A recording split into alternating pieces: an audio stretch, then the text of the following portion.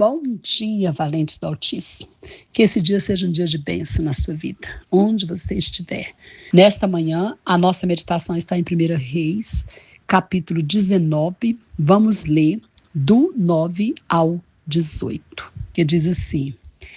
Vamos ler a parte B do versículo 9, né? Que diz assim: Então o Senhor lhe disse, o que você faz aqui, Elias? Ele respondeu: Tenho servido com zelo ao Senhor, o Deus dos exércitos. Contudo, os israelitas quebraram a aliança contigo, derrubaram teus altares e mataram todos os teus profetas. Sou o único que restou, e agora também procuram me matar. Saia e ponha-se diante de mim no monte, disse o Senhor.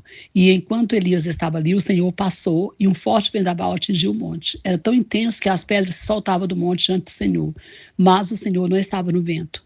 Depois do vento houve um terremoto, mas o Senhor não estava no terremoto. Depois do terremoto houve fogo, mas o Senhor não estava no fogo. E depois do fogo veio um suave sussurro. Quando Elias ouviu, cobriu o rosto com a capa, saiu e ficou na entrada da caverna. E uma voz disse: O que você faz aqui, Elias? Ele respondeu outra vez: Tenho servido com zelo ao Senhor, o Deus dos exércitos. Contudo, os israelitas quebraram a aliança contigo, derrubaram teus altares e mataram todos os teus profetas. Sou o único que restou e agora também procuram me matar. Então o Senhor lhe disse: Volte pelo caminho por onde veio e vai para o deserto de Damasco. Quando chega lá, unja Azael para ser rei da Síria, depois unja também Jeú, neto de Ninsi, para ser rei de Israel, e unja Eliseu, filho de Safate, da cidade de Abel-Meolá, para substituir você como meu profeta.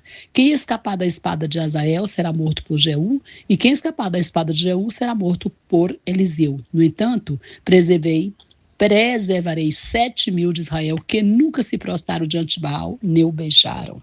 Aleluias. Amados, neste momento aqui, Elias estava deprimido, cansado, estressado, porque ele vinha de longas batalhas, né? Tinha passado por uma batalha recente, né? Matado mais de, 450 profetas de Baal, né? Foi ameaçado por Jezabel, queria matá-lo. E aí ele sai, ele foge e ele entra dentro de uma caverna. É interessante, né? A gente pensar aqui sobre a questão do nosso emocional, né? Nós precisamos cuidar do nosso emocional, porque o nosso emocional, ele nos leva a tomar condutas erradas, a sair do propósito de Deus. Foi isso que aconteceu aqui. Elias saiu do propósito. Elias não tinha terminado a missão que ele tinha para fazer, mas ele saiu do propósito, porque emocionalmente ele ficou abalado. Ele estava sobrecarregado. É por isso que o Senhor diz, Jesus disse, né? Você que está sobrecarregado, oprimido, vem a mim que eu te aliviarei. Então nós precisamos jogar essas cargas sobre o Senhor, porque essas cargas, essa sobrecarga, nos leva, né, a uma estafa, que eu acredito que foi o que aconteceu aqui com Elias. E ele foi e se furnou lá naquela caverna, ficou lá. Mas aí o Senhor veio, né, e falou para ele: o que você está fazendo aí? Aí ele deu as suas justificativas ali, né, que eu quero destacar aqui também duas coisas. A primeira é: a gente sempre justifica, né? Isso é muito ruim. Porque, na verdade, quando a gente justifica, a gente alivia a culpa, alivia o fato de achar que não deveria estar fazendo aquilo, não é? Mas a gente não pode justificar, tem que falar a verdade. E Elias dá uma justificada aqui. E a segunda coisa é que Elias achava que ele tinha ficado sozinho, que ele estava sozinho. E talvez isso também o tenha desanimado bastante. Quantas vezes a gente acha isso, não é mesmo? Que a gente está sozinho, que não tem mais ninguém, que todo mundo se vendeu, se entregou, se dobrou a Baal, né? E Elias estava com esse sentimento, que ele estava sozinho, que não tinha restado ninguém. Mas o Senhor fala: não, eu preservei 7.000. 7.000 não se dobraram. Ele não estava sozinho. Então você não está sozinho. Eu não estou sozinho. Sempre tem alguém do Senhor nessa face da terra. A palavra do Senhor fala que ele vai vir buscar uma noiva redimida, santa, pura, vencedora. E tem muitos que fazem parte dessa noiva. Está espalhado pelo mundo afora, mas tem muitos. E o Senhor vai reunir no dia das bodas do Cordeiro. Oh, glória, aleluia. Eu li esse capítulo hoje, capítulo 19 de Apocalipse.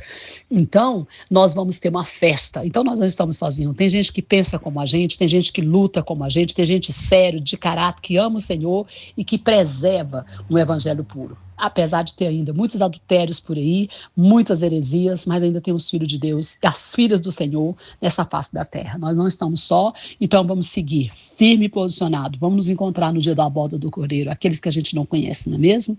Então você não está só, esse é um ponto. E o outro ponto que eu quero destacar aqui é que Elias estava muito agitado dentro de si, apesar de estar dentro de uma caverna, ele estava agitado dentro de si, ele precisava se acalmar, se aquietar.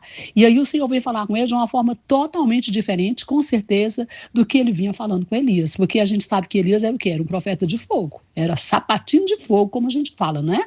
E aí o Senhor vem aqui, ó, faz uma ventania, mas o Senhor não fala no vento, faz um terremoto, mas não fala no terremoto, lança fogo, mas não fala no fogo. Então, com certeza, Elias achou que o Senhor ia falar com ele no fogo, no terremoto, na ventania, porque Elias era de ventania, de fogo, de terremotos, né?